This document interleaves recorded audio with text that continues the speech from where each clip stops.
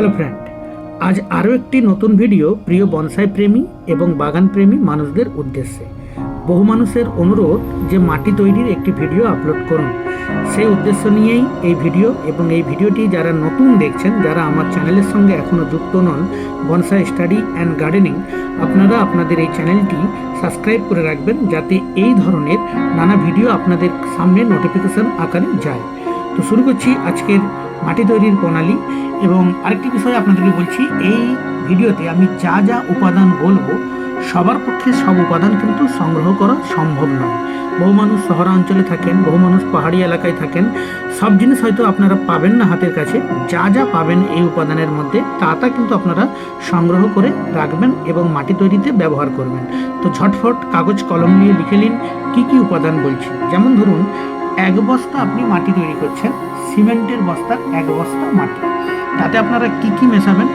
1/2 বস্তা পচা গোবর, 6 মাসের যেন পচা থাকে, অর্থাৎ গোবরটি পচে যাতে জৈব সারে পরিণত হয়ে যায়, এই রকম গোবর। 1/2 বস্তা দিবেন পাতা পচা সার, 3 কেজি দিবেন ভার্মি কম্পোস্ট, 2 কেজি দিবেন সিটি কম্পোস্ট, 2 কেজি দিবেন সোনালী জৈব। এটি সার দোকানে পাওয়া যায়, এটি একটি দারুণ সার। এর মধ্যে হাড়, সিং, স্টেরামিল, আরও নানা জৈব উপাদান মিশ্রিত এই সার সোনালী জৈব।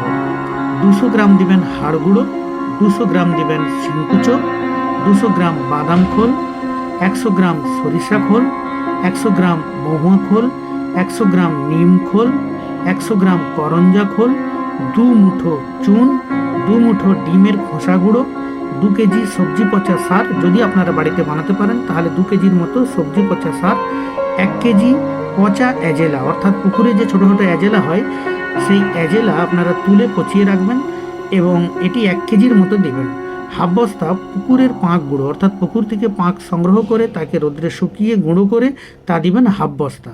1/2 বস্তা দিবেন নদীর পলি, 4 মুঠো কলার খোসা গুঁড়ো এবং কিছুটা ছাগলের যে মল হয়, অর্থাৎ ছাগল নেড়ি, তা কিছুটা পরিমাণ দিবেন এবং কিছুটা দিবেন ধানের তুষ, সামান্য পরিমাণ। এইগুলো আপনারা দিয়ে ভালো করে মিশ্রিত করবেন।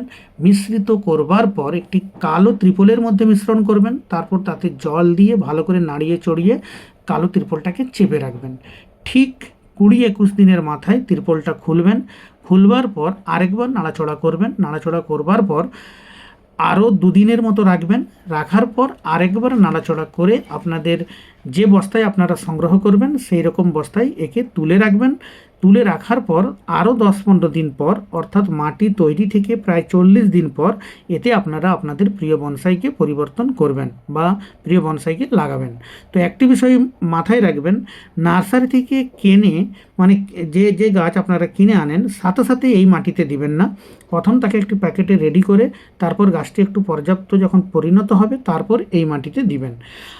আবার বলছি, যা যা উপাদান বললাম সবার পক্ষে জোগাড় করা সম্ভব নয়। যতটা পারবেন আপনারা জোগাড় করবেন এবং তা দিয়ে কিন্তু আপনাদের মাটি তৈরি করুন, দেখবেন দারুণ রেজাল্ট পাবেন এবং আপনার গাছ সারা বছরের জন্য পর্যাপ্ত পুষ্টি পাবে এবং গাছ খুব সতেজও থাকবে, সবুজ থাকবে, গাছে দারুণ গ্রোথ হবে।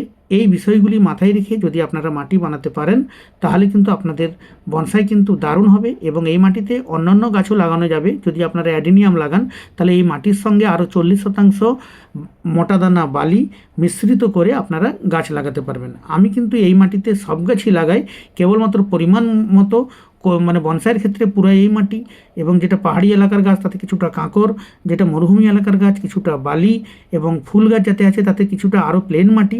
এইভাবে মিশ্রিত করে কিন্তু আমার গার্ডেনের সব গাছে কিন্তু আমি এই মাটি ব্যবহার করি। এই ছিল আজকের ছোট্ট ভিডিও।